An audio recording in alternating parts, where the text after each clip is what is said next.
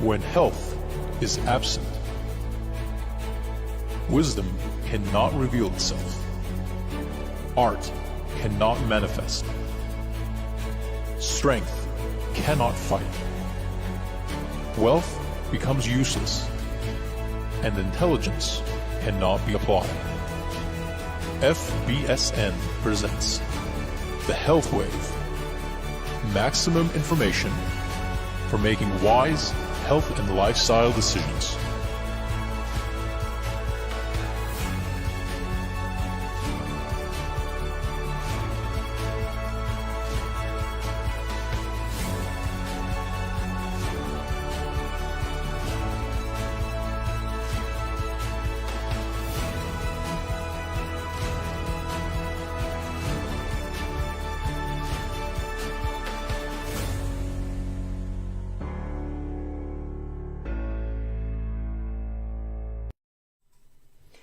Every eighth woman in the United States gets this terrifying diagnosis, breast cancer. That is, more than 3 million women are trapped in the marathon of trying to battle their breast cancer, trying to win this terrible race. In the reality of mass disbelief, despair, and fear, not giving up, finding courage to live and to fight, to face this dragon, taking responsibility for your own health, trusting yourself with making difficult decisions, being able to withstand opinions, sometimes mainstream opinions, staying focused and positive, loving yourself enough not to vegetate in your own comfort zone, and instead adopting new habits. That's what it takes to win the race. Fighting to live and continue living to fight for your place under the sun.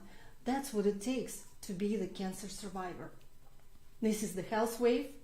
Our sponsors are the International Women's Festival and Market that will take place on March 2nd, and Volga Dance Academy, whose information you can see displayed on your screens.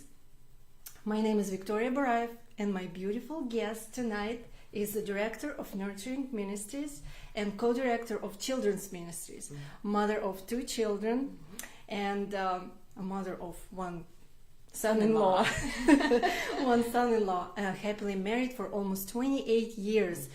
Wonderful, strong, amazing, courageous cancer survivor, Susan Rowe. Thank you. Hi, Susan. Thank you for being Victoria. here. Thank you. And thank you for accepting our invitation. Oh, I'm happy to do it. Susan, I know you just came back from Florida from the fantasy camp where you played baseball. I did. How was it? It was wonderful. I'm a very passionate New York Yankee fan, and they have a women's fantasy camp every year. And when I found out about it, I was like, that's my bucket list. I want to do that. And my husband, actually, he insisted that I sign up. And so I did, and it was last week, and it was wonderful. It was a dream come true. Wow.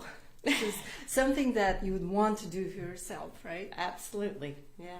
Great. So in a minute, you will find out why Susan refused from chemotherapy treatments and what she did to regain her health. In the meantime, I want for you to stay with us, stay focused, because soon we're going to announce what's going to be for the raffle. I want to encourage you to participate in the broadcast.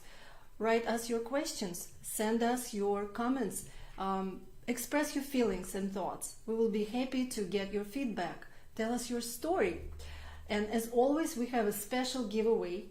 And to become a winner, what you need to do, just type in the word prize in the commentary section.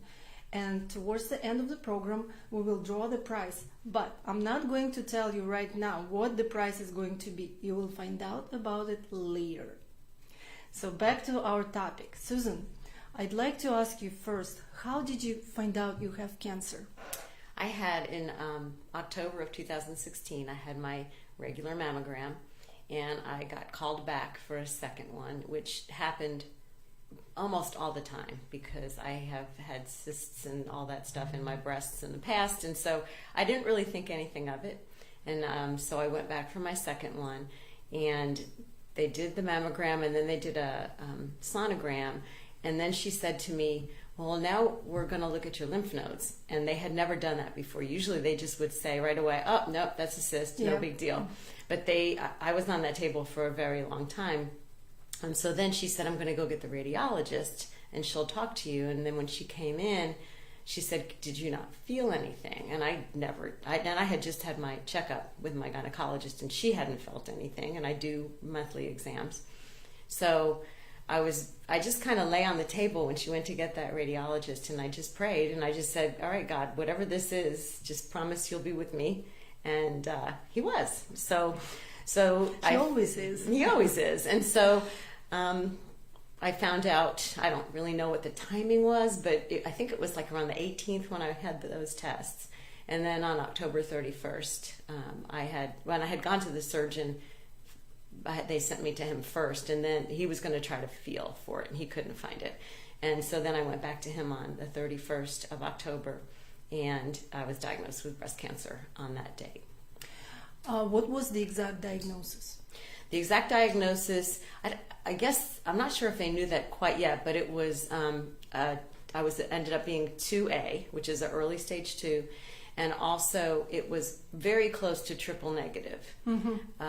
Which there's on the P whatever, I don't know, that was 16%. So everything else was negative except for that. And what he said was, well, it's a really aggressive cancer, but he said because it's triple negative, we can, chemotherapy is really effective against it. And I was like, okay, my brain was flooded at that point. Right, exactly. So I'm thinking, oh, okay, chemotherapy. And then I was like, oh my gosh, I don't think I want to do that. But it wasn't really in my head yet to question it because I was trying to digest it all. Sure. So that's how it went. My daughter's wedding, this was October 31st, and my daughter's wedding was November 12th. So at that point, I was just like, because they kind of want you to do things real quick. But he was actually pretty good. He didn't try to get me to have surgery the next day or anything like that. He said, we can wait till after the wedding.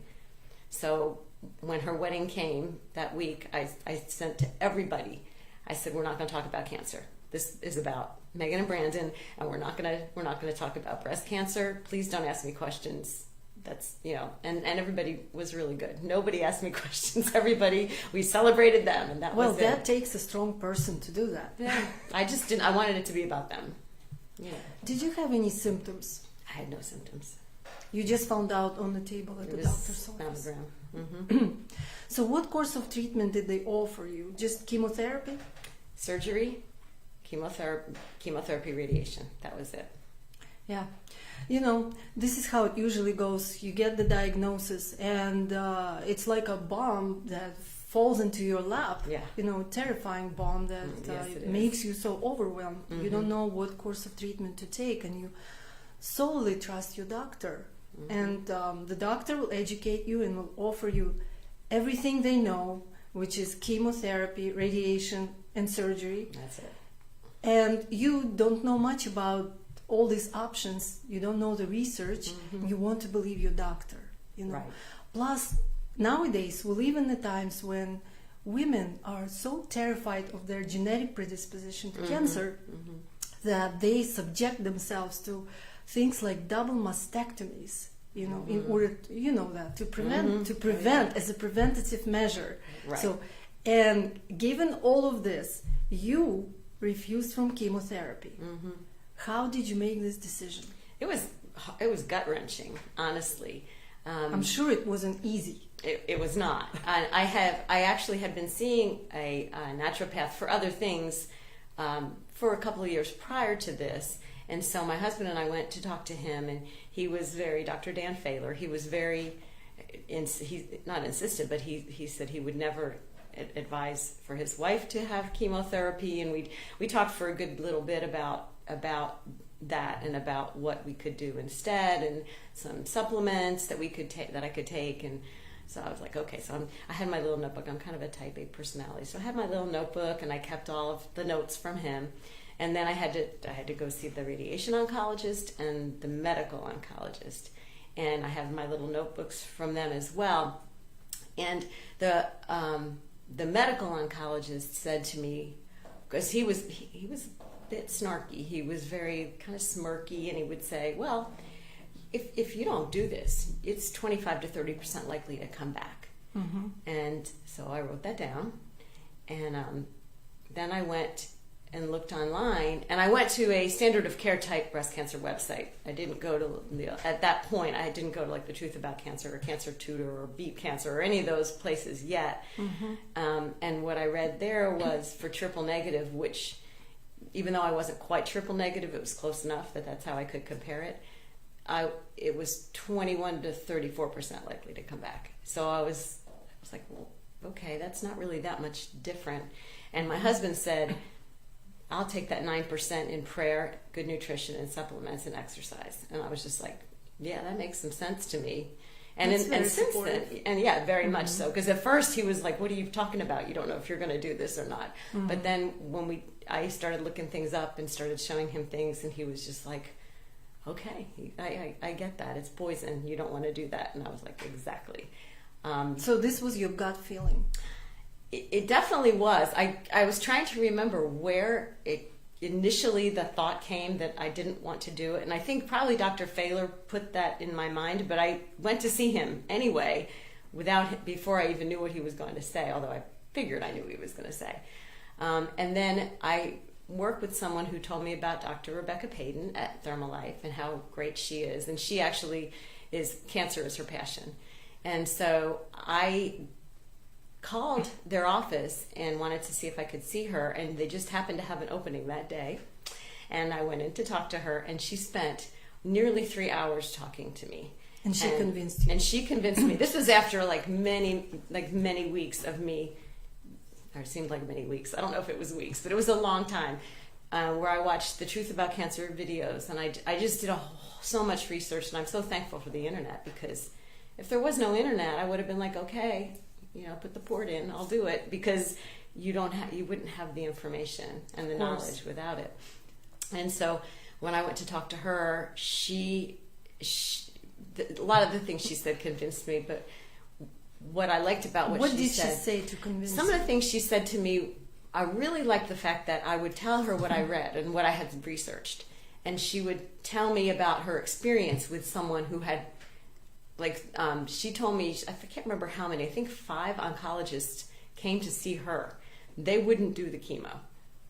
So they would go to her to say, what do you got, doc? Because I'm not doing that. Even though they're peddling it, they wouldn't do it. And then she told me about a chemo nurse that sees her that had cancer on her skin, on her arms from it splashing on her. And I talked to her a little bit about one of the things that was sort of right before I talked to Dr. Payton. I heard about the Red Devil or Red Death. It's the chemo that they wanted to give me. It begins with an A. I can't remember what it's called, but it begins with an A. And I read that, and then I'm reading about how, when you go to the bathroom, you have to flush the toilet many times, and you have to make sure it doesn't splash, because if it touches anybody's skin, they're going to get cancer. And I was like, oh yeah, it's very poisonous. Sure, put it in my veins. I mean, it didn't make any sense to me to do that. And so after I talked to Dr. Payton, and my prayer was that I would make a decision, because every day I would go back and forth. I'm just going to do it. I'm going to be a warrior, and I'm going to do it. And then the next day I would say, I'm not going to do that. And it would just go back and forth. And after I talked to her, I know, and people would say that to me. That's what you do. I mean, in all my life, at the time I was 56 years old, and that's what people do. They do chemo. Cancer, you have chemo. So my prayer was that I would make a decision, and I would not doubt myself. And after I talked to Dr. Payton, I left out of her office that day, and I was like, I'm not doing it. No way am I doing it, and I'm not going to. And I never have looked back. It's, it made so much sense to me to do it that way. So, well, I just wanted to mention that Dr. Rebecca Payton, she is an osteopath and naturopathic doctor here in Atlanta, in Duluth, Georgia. Actually, she's with Thermalife. If anyone wants to come visit or talk to Dr. Payton, just Google Thermalife and it'll come up. Here's what Dr. Payton has to say about her opinion of chemotherapy. I'm a member of the American Society of Clinical Oncology.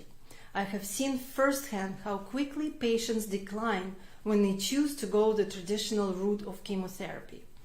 I have asked for substantial proof that chemotherapy extends life to no avail. It makes no sense to tear the body down to heal. If you have mosquitoes, you can spray poisons, killing everything: trees, shrubs, plants, flowers. In the end, the cancer returns just like mosquitoes do.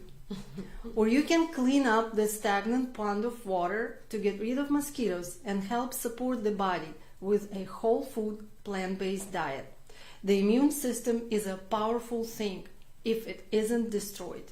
You can't say any better than this. Right. You know? Right. And I have to also mention that every cancer patient, before they rush into the treatment, has time to choose what they want, what route they want to take, and how they want to go about this. Usually between several weeks to several months, you don't have to be rushed through this decision making. And there are many resources. You got to do your research. For example, there is wonderful Dr. Pam Popper. You can find information online about her. She's the owner of Wellness Forum Health. So she wrote a letter to cancer patient. You can Google it, you can find it on YouTube and watch it, about what you need to do when you get a diagnosis. And she talks about it, that you really have to take time and do some research and ask your doctor, what you're telling me, can you show me a published research about this? And if the doctor refuses, change the doctor or ask for a second opinion somewhere else. Because usually what they offer you, the benefits are exaggerated, but the side effects are minimized. So you have to make an informed decision before you do that. The thing is, when patients seek for certain treatment, a cancer patient, it's because they want to live. They want to find a treatment that will prolong their life, that will increase their survival rate, right? Therefore, all these treatments that are offered need to be evaluated or judged on the basis of how well they help you in the survival process, right? So, and even though the modern traditional oncologist will tell you that chemotherapy will do that, statistical data does not support this opinion at all. So the research actually shows that, for example, Australian survival rate of cancer is 2.4%. American, 2.1%. That's not much at all.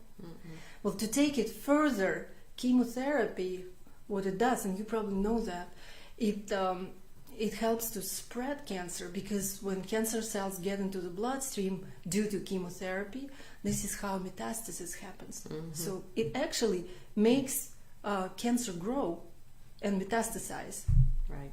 You probably know this. Yeah, and I know that research. cancer stem cells are not killed by chemotherapy, and that's what's they're going to not. cause the cancer in the first place. Sure. And chemo will cause cancer. So Absolutely. And we're talking about, like we call today's program is live to fight, fight to live, right? So we constantly, you get the diagnosis, you really have to fight to live. And then you have to find the courage to live, to continue to fight, you know? So it's very interconnected. yes. And it's always like that in our life. We always have to fight, even though some people may look at it negatively, some people you can also look at it positively from the positive standpoint. But we fight to live, and we live to fight constantly, to prove our opinion, to find our place under the sun, right?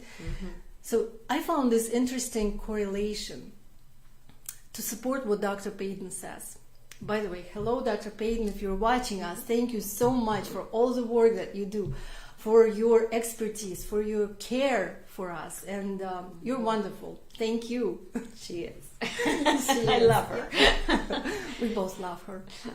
So to support what she says about immunity, if you look at it on the physiological level, this is what our body does. We constantly fight. The immunity has a whole army of white blood cells that guard our body, that protect us from the invaders. And this, if we could only see, if we could only look inside of us, what's going on every given moment of our life, how our body protects us from all these invaders and from all the inflammation and from all the toxicity that comes from food, water, air, medications, Yes. and chemotherapy, and all of these things. So we'd rather stand on the side of immunity to help support the troops, right? Right, So- right. and give it the right nutrition, the right air and water and lifestyle. So Right. it just makes sense. Yes, you want to make your body as inhospitable to disease, cancer, Absolutely. as possible, because God gave us a body that should be able to fight all those things off. But if we're feeding it junk, then it's not going to be able to be unhospitable to those Sure. bad things. So it And makes it- sense. It's very simple, but it makes It's a lot very of simple sense. things that, if you give your body the right things, good food, good air, water, and physical activity, sleep at night, so you should be fine. Yes. I just wanted to take a couple minutes and break away, just give everyone a small break, and just to remind you that the topic of today's show is breast cancer, the surviving of breast cancer.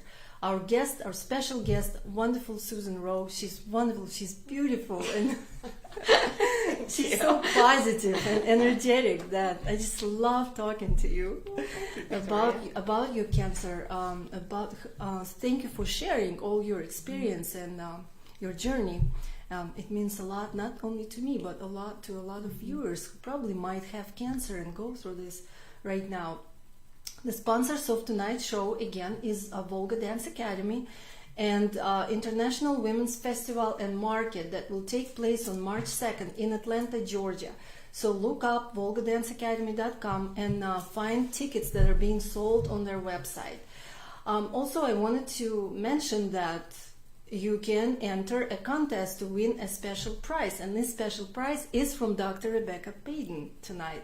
So all you have to do in the commentary section, say the word prize, and this is what you're going to get. I'm going to reveal right now. It's a special gift from Dr. Payton, a body bar, honey and oatmeal. Everything is natural. So the lucky recipient, this is what they're going to get. We also have Peau de Arco, which is, I think these are capsules.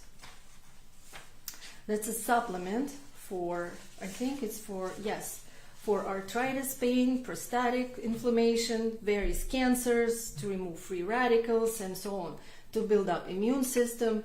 So it's wonderful. 30 capsules here. So then it's a whole gift set. Thermalife silver water. This is for infections, for colds and flus, So for many many things. different things. Yeah, so this sounds like Dr. Payton, right? So then there is a roll-on. Actually, this is not. This is called Decompress, and this is for stress and anxiety. Yeah, another supplement. And then we also have a roll-on deodorant. Wonderful gift. You can enter for this contest if you live in the United States. This can be mailed to you if you don't live in Atlanta. So keep sending us your request. Towards the end of the show, we will find out who is going to be the lucky recipient. Let's go back to our topic. What exactly did Dr. Payton offer you as a course of treatment? Dr. Payton, Dr. Payton, she actually gave me many pieces of paper that have all the different natural cures, treatments for cancer. And that's the thing that's hard when you start. If you're going to start looking at natural treatments for cancer, that's probably the hardest thing. Is there's so many things that God has given us, Of course. that will help you. I mean, millions, I think, it seems like. Garlic and spinach and mistletoe and just tons and tons, frankincense, essential oil. And so she gave me a whole list of those things. And you want to do them all. Oh yeah, right? you do. And that's really where you have to kind of, okay, I can't do all of these things or else I'd never work. I'd never sleep. All I'd be doing is taking supplements. But she is a master herbalist. So she has supplements like what you just showed everyone in her office. And there's quite a few of those that I do take. And that coupled with what Dr. Failer said to do, and they're very different. They have different things that they say. Also confusing because he likes some things and she likes some things, and they agree on some but not on everything. So I just kind of had to say, okay, well, I think this is what I'm going to do. This is going to work with my lifestyle. Continue to be sunshine. Get some sunshine every single day. Go out, breathe in the air. It's important. It's very important. Stress. Very important. That's probably the hardest thing for me, is letting go of the stress. Not only for you. I know. It's, because everything else was not that difficult. And I had already read about refined sugar. Refined sugar is evil. Really, really bad. And the funny thing with the refined sugar, just to tell you, is after I saw my medical oncologist, after I did the surgery and everything, he said, you've lost some weight. Because I did. I lost a bunch of weight. I wasn't trying to. It was just I wasn't eating refined sugar and processed foods. And I said, I'm not eating sugar, and sugar feeds cancer. He goes, well, there really hasn't been any studies to show that that's true. And I was just like, holy cow, how do you not know that? As I walked out of his door, they have giant bowls of candy everywhere at the oncologist, and all the people getting their chemo are eating the candy.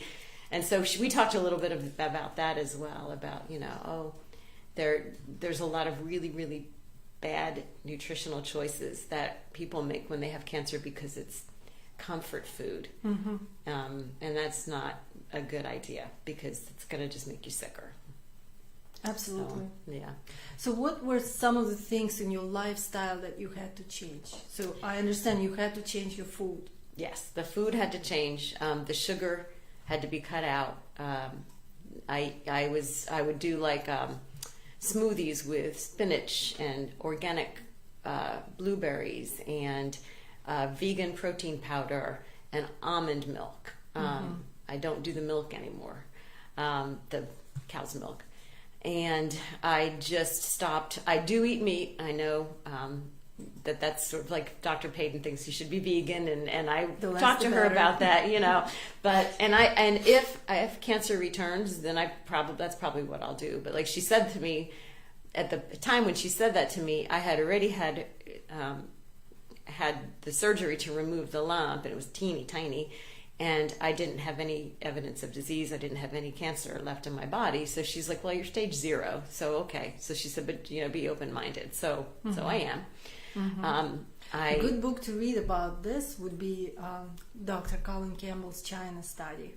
Okay. So yeah, please be open-minded. I am. I absolutely am, and I will do whatever it takes because I'm not gonna do chemo. So if it shows back up again and I need to do something, then it will be something natural. And it will be easier to make that decision, right. Not to do chemotherapy. Oh, absolutely. I won't even have to make that decision. It'll just be the decision to do something else. And so, we talked about exercise, we talked about sunshine. And so I do that. And I always did exercise, but I just try to make sure that I get outside in the sunshine. I do run a few mornings a week, so I'm definitely out in the sunshine. But then on other days, I just try to make sure I'm out and walking. You don't have to be out in the sunshine for an hour. You just need a few minutes of that good vitamin D. Sure. What I also did fairly recently, because the more I research, the more I think, okay, this is something I need to do. I've changed my cleansers and my moisturizers and all that kind of stuff to paraben free. Yeah. Important. Because it has the parabens in it, which can alter your and our skin estrogen. Absorbs everything pretty fast. Pretty quick. Yeah. So, it's the largest organ in your body, is your skin. So I started doing that. I do frankincense every morning. I do dry brushing. There's so many things I do that now it's just kind of old hat. So I'm trying to remember back to when I started doing those things, and it's just kind of gone over time. Dry brushing to improve lymphatic circulation, Yes. because lymph is responsible for removing toxicity. Yeah, Absolutely. So I do that, and I also go see Julie at Body of Health once a month for a lymphatic drainage massage, and she's awesome. So she's great. So what are some of the foods with anti-cancer properties that you had to incorporate? oh gosh, like garlic is one of them, and of course spinach and blueberries and broccoli, and just really so much of what's raw is good. And so I try to, every single meal, I try to incorporate at least one raw food, and that's mainly what I eat. And then if I have a piece of hormone-free organic chicken or grass-fed beef, then it's smaller. I don't eat the giant. And it's always accompanied with vegetables. Right. Yeah, Always that's vegetables. important. Yeah. And almost always a salad. I mean, I do salads, and my mom is watching, and she's always like, I don't eat all this salad. But I was like, but I do. So if you don't want it, you don't have to have it. But I will eat the salad. I make a big salad in the beginning of the week, and then I just eat it, all week long. Organic. I do organic wherever possible, especially the Dirty Dozen, from the list, the Dirty Dozen list. I'm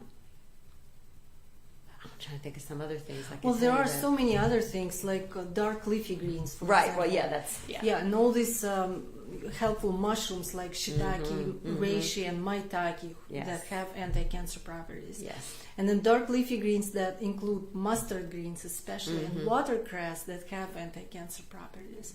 Then we also know about this. Have you heard of apricot kernels? I have heard of that. Have you done that? Is that like B17? Or Yes, yes. that's the B17. I have not done that. I know that's something that the government doesn't really like for I know us it's to a do. whole scandal is revolved I know. around it. Yeah. Yet, if you look at this, if you look at this, apricot kernels, they have been used for centuries. So long that people use it as a remedy for cancer. Right. And if you look at it, then in other countries, people still use it. It's not banned. And if you go to a health food store, you can find it there. Yeah. So you can still. I might have to There get is some of that. evidence. There is evidence. The Truth About Cancer website talks about it. Yes. So and actually, scientifically, they just started looking at this, just started studying this, even though it's not scientifically proven that it works, but it has been used for centuries and centuries. Right. So there might be right. some truth to that. Yeah, I'm going to look into that because I'm always looking for something, something new that would help. I just want to make sure that whatever I purchase is good. You know what I Right. mean? I don't want to Good just get quality. something that's not going to be a good quality. So And then also supplements like turmeric and yeah, I take that. yeah, and not I take only supplements. selenium, and I take turmeric. I take DIM as well. I take a lot of supplements. And then saffron, did you know that? Saffron is a really I good don't cancer- take that, but I do know that is good. I take so much. You can of use it in spicing your food. that. Spicing your food. Yeah. Turmeric in your food, garlic, mustard, it's like all these other yeah. things. Very helpful.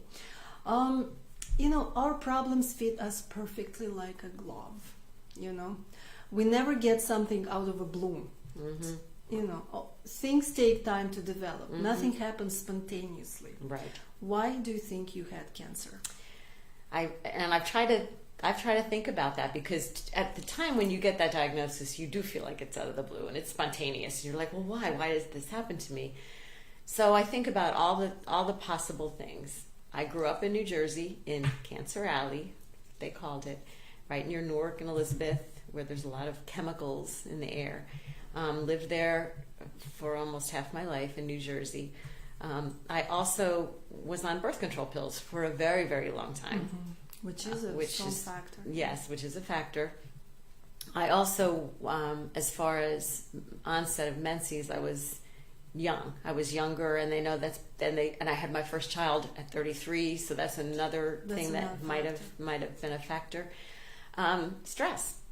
I remember like 8 or 9 years ago going through like a whole bunch of stressful things all at once, and it took over. Like I couldn't let it go. So I think maybe that had something to do with it.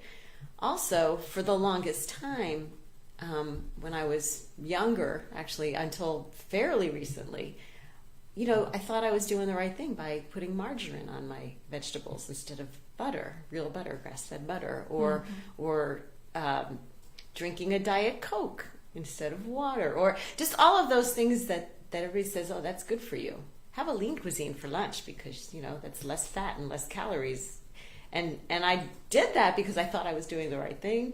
Of course, now I know it was not the right thing, but, you think you're doing the right thing, and clearly I was not, so. Our challenges teach us valuable lessons. Mm-hmm. What did you learn from your disease? I learned the better way to eat, the better way to live. But I also learned to not to put things off or think, oh, someday I'll do that. If I really want to do something, I'll do it someday, like the Yankee camp. Mm-hmm. I did want to do that when I first saw it. It was before I was diagnosed with cancer. And then when my husband said, you really need to do that this year, I was like, all right, I'm going to do it. And it was, I was a little nervous going. I had never done this before. I went down there. I didn't know anybody who was going, and I was going to be matched with a roommate, like freshman year of college kind of thing. I was like, I don't know what this person's going to be like that I'm going to room with, but it was great. I mean, you take a little chance and you have a little bit of nerves. It's okay. It's okay to do that, and that's just. So you learned not to put things off. Don't put things off. Don't put things off, and let things go that are bothering you. So what some of the qualities do you have that helped you win this battle? I enjoy doing research, which is, a lot of people don't, but I do. Mm-hmm. So I'll always, like, if something comes up and I'm like, oh, let me check that out. Let me research that. So I enjoy doing that. I think I'm a pretty positive person. You are, to so, me. so I wasn't gonna. I had somebody say to me, somebody who had breast cancer. She said to me, she called me when she found out I had breast cancer. This is long before I knew what I was doing. She said, "Did you say why me?" I said, "Why me?" And I'm like, "No, why not me? Why? I'm not special. Why would I be so special that I wouldn't have a diagnosis?" And so for me, it was alien to me that someone would say, why me? Mm-hmm. Everybody has something, right? I mean, everybody's got a... But we usually tend to think, someone else has it, I'm but I bulletproof, will not. or I'm Teflon. Yeah, right, no. I'm bulletproof. and to me, it wasn't... I didn't ever think that. I just thought, okay, like I said, my prayer before I even knew that I had it was to ask God to just be with me. If he would be with me for this, and he was, and he still is. So it's what I do. I wanted to quote you: "Even if cancer comes back, even if cancer gets me in the end, I'm going to have good quality of life. I'm going to do things like going to the fantasy camp. I'm going to live my best life." Yes. That's the attitude to take. Mm-hmm. So doing things like fantasy camp, which was outrageous, Yeah. For me, it would be. Yeah. So when was the last time you played baseball? Oh, God. I never played baseball. I played softball. Okay. I played as a kid, and then I played like on co-ed work teams when I was in my 20s, but I hadn't played since then. So when I signed up, I got a packet in the mail after I signed up. And one of the things that came in the mail was a training schedule, and so my husband, he was my trainer, so he would text me during the day, "We're going to play catch when you get home. Get right home." So, and we went to the batting cages and we played catch, and we did it. And there were some days where it was cold and I didn't want to go out there, but we still did. So that was, not played in a while was not going to be a detriment. I was going to make sure I was my best, not that I was good, but my best baseball player that I could be when I got down there. That's awesome. What pointers can you give to those people who have cancer? I would say, don't rush into anything, as you had said before. Do your research. Just because your doctor says to you, the only way to get rid of this is to do chemo. The only way to get rid of this is, 6 months or 1 year of chemo treatments. don't necessarily take that. If you decide that that's after you've done your research and you've prayed about it, because those are the things you need to pray and then do your research. Pray and do your research. That's your personal decision. But don't do it because my doctor said I have to. Well, it's your body and it's your life, and you do what you think you should do. And that's what I would say is That's the number main one main takeaway from me. Yeah, is that. Wonderful. I think the time came for us to draw the prize, Yep. to draw the winner. So why can't I ask you, Susan, to pick the number from here? I will. Okay. Okay, And I may need you See? to read it since I don't have my glasses on. I can help you. Oh, I can read that. It's number 7. Number 7. So the lucky winner is going to be Megan Starr. Oh, Megan Harris. I'm sorry, I can see. Megan Harris, you are the lucky winner of the gift set from Dr. Rebecca Payton. Congratulations. I don't know where you live, but we will contact you after the show and we'll find out. So now the time came, Susan, for you to give some words of wisdom to our audience. So what would you like to wish? Your prayers, your... Absolutely. And if anybody feels like they want to talk to me, I'm happy to talk to them. And Dr. Payton...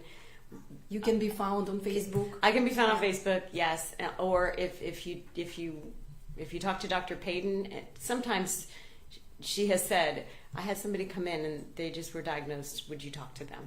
That has happened before. And Dr. Failer has said the same thing.